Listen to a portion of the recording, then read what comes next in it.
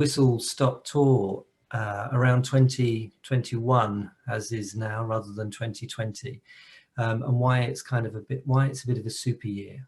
And so super years are really about a mixture of kind of politics, timings, events, and of course people. And so when we think about the politics side, obviously over the last couple of weeks, the politics has just got a whole lot better, frankly, in terms of climate ambition. So I think you can all guess which way my thoughts are thinking there. So there's all of it's something about kind of things, planets coming into kind of an alignment with some events which are happening, which allow those progress to be made. So as you've heard, Liam and Richard and others have said, we're meant to be in the middle of the COP now, and I'll go on to talk a bit about what a kind of COP is and why important. So I'll tell you a bit about the events and then some of the things which are unplanned, which are really important for this year. So what's a COP? It's the Conference of Parties, essentially about where countries and states come together annually as part of the climate, for annual climate talks. So it's the UNFCCC, the United Nations Framework Convention on Climate Change. They happen annually, and it's really important because this is where countries come together to talk about how we're going to tackle the climate crisis, but also how we're going to support those countries who are being affected actually now, and it is their new normal in terms of dealing with the climate emergency that we see. So 5 years ago in these annual climate talks, many of the people I hear many on the call here today, we were in Paris 5 years ago, and it was really important where we got the important framework called the Paris Agreement moving forward. And that Paris Agreement gives us a framework about how to essentially create ambition on climate action. But the important thing that Paris did was, rather than coming from a top-down approach, so states kind of arguing over the details that they would then have to go away and implement, it was building much more from a bottom-up approach. And these bottom-up approaches is encompassed in a thing called a nationally determined contribution, so an NDC. And every country has to put forward its own NDC, and then essentially the UN Secretariat body looks across at all of those NDCs and says, is that the great enough ambition to get to where we want to? So for example, does it hold us to below a 1.5 degree temperature rise, which the scientists say is the maximum that we must get if we're not going to cause even greater devastation that we're already seeing around the world at the minute. So that's the NDC's really important kind of piece. Now, excuse me. What's really important in those NDCs is that at the minute they don't give us that great enough ambition. So this year, what was agreed was that we would have a review of all of the states' NDCs coming forward.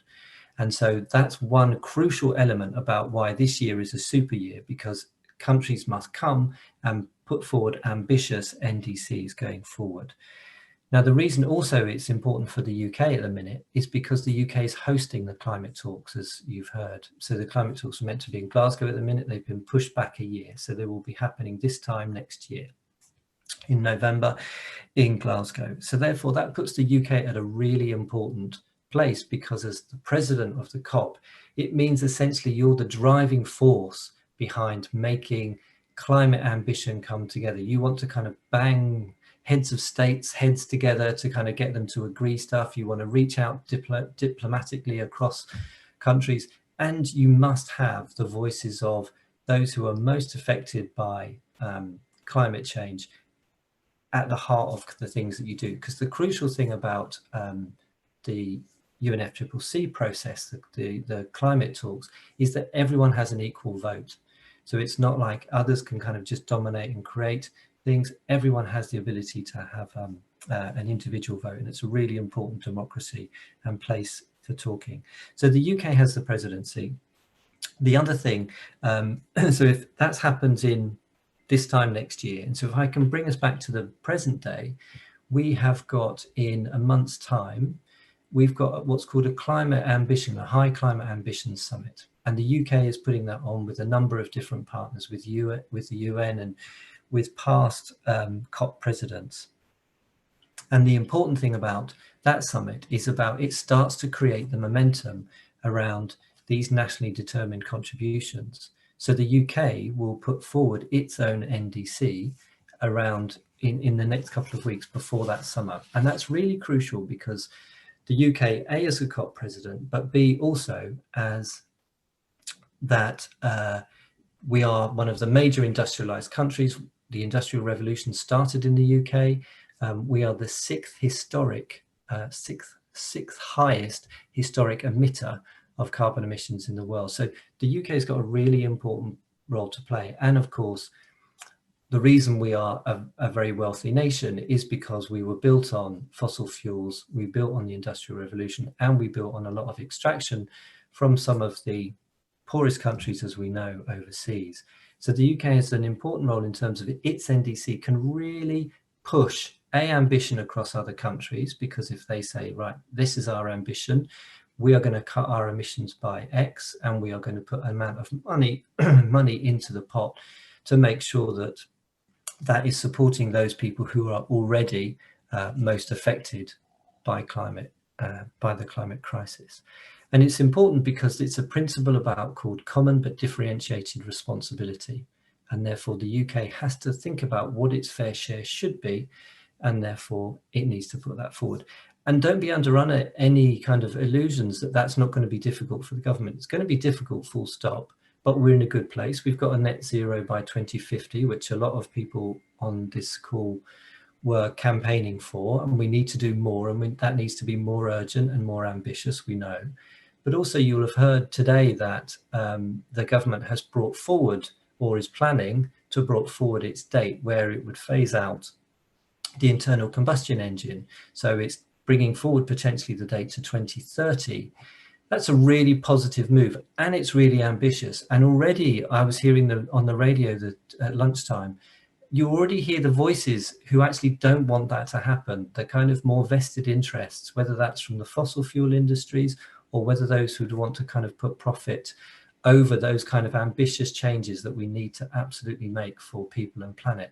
So again, just responding positively into those things that you see happening from the government is a really important thing for us to do. So that's the UK's NDC, really important.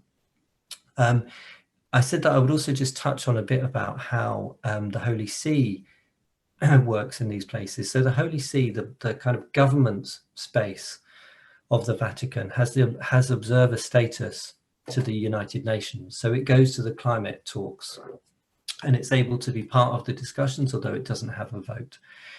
And don't underestimate at all the role that Laudato Si played in 2015 in terms of getting the Paris Agreement to be agreed. It was huge. The amount of politicians that I had talking to me either about when's it coming out, what's Pope Francis doing. There's a myriad of stories about how Pope Francis influenced 2015, whether it's from the UN General Assembly space where everyone was quiet, unheard of in the UN General Assembly, or the fact of how Laudato Si was used and quoted by politicians in the space in Paris. And of course, now you've got Fratelli Tutti coming out, where Pope Francis absolutely, the timing is absolutely deliberate. 2015, Laudato Si, Fratelli Tutti, now a kind of real voice, as Liam said, in terms of how we need to make that progress about working across states, but how politicians kind of operate. So really important role that the the Vatican plays, and we as CAFOD work very closely with them in those kind of climate talks, inside and outside. So that's one strategy. You've got the ongoing kind of climate talks, which are really, really important. UK as president must ramp up the ambition. Then you've got the other side, which has made this year even more super, is that the UK is chairing and hosting the G7 summit. So the G7 summit brings together all the kind of historic big economies. And that's going to probably happen around June time. And the important thing about the G7 is it will probably be the first time that President-elect Biden will come to the UK. And again, that shift of politics, and actually the fact that Joe Biden is really interested, if you followed the politics in the US, one of the things that he was absolutely talking about was climate change. You may have noticed in Boris Johnson's kind of tweet welcoming, eventually welcoming Biden-elect, the president-elect, you know, he mentioned climate change. So it's really present in all of these kind of diplomatic conversations.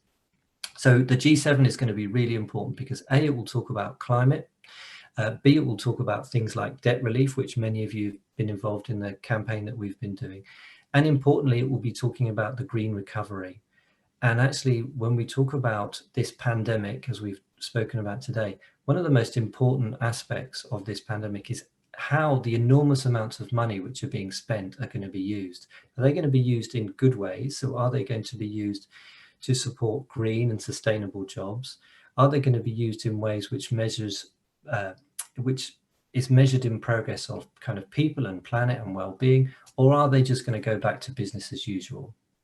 So obviously we don't want that. We want them to be a real opportunity, as Pope Francis says, to actually rebuild our common home project. You know, he said that repeatedly over this period, and has even set up a commission. So many of you will have possibly already seen, but Pope Francis, in the midst of the COVID pandemic, set up a commission, COVID commission. I've been lucky enough to sit on one of the working groups, on the ecology working group, and I'll put in the chat afterwards the link to the Dicastery website where you can find excuse me, all of the kind of working documents that have been in that. But it's really important. So again, the Vatican is there and Pope Francis is there, giving very clear steers about what we, drawing from Catholic social teaching, think should be at the heart of this recovery of the pandemic, putting the poorest first, putting the planet there absolutely alongside, and making sure that we come back stronger and address some of the problems that got us there, got us here in the first place. So it's a really important thing. If you see, we've got a momentum. We've got the High Ambition Summit happening in December. We've got that running through into where we'll talk about the NDCs and the importance. We've got the G7 around June time. There's a G20 summit also happening in Italy, which is the co-host for the COP for the UK, sometime usually around September, October time. And then in November, you've got the COP. 2021 is not going to be the only time where we need to do this, but it needs to set us on the kind of good pathway going forward for this, for the next kind of 10 years. And I think it's really important for us to make our voices heard. You know, CAFOD has been amazing and you have been absolutely amazing. You know, when I think about having, whether it's the supporters who've come with us to Paris, to Katowice, or when I've seen you on the mass lobbies, or just seen the amount of people who have responded to our campaigns, it really does make a huge difference. And so I hope that next year, it's a really important year to make our kind of voices heard and to encourage politicians and to tell them when they're getting it right, and also to tell them when we're disappointed and we want them to do better. And I think it's brilliant that in Pope Francis, we have a great leader, but also he gives us kind of essentially 2 instruction manuals. Laudato Si tells us what we should be doing, and Fratelli Tutti tells us about how we should do it. So I hope very much that we can encourage politicians to think like that. And I look forward to working with all of you over this next year and hopefully meeting up with you in person at time. So I'll leave it there. And if there are any questions, I'm very happy to answer any of them. Thanks.